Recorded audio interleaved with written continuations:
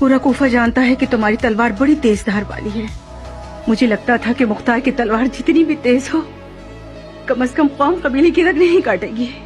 नारिया, इस सिफरियत और इसके शौहर की तलवार ने खून खुदा बहाया है, खुदा की रग काटी है। हुसैन का खून खुदा का खून था जो करबला की तपती हुई रेत पर बहाया गया। वहशी था जिंदा ने इसे मजीद वहशी बना दिया। खुदा इस जैसा वहशी भाई बयाबान के भेड़ियों को भी ना दे।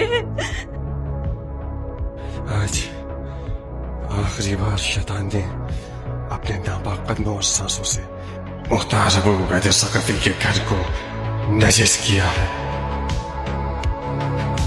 दफा हो जाओ।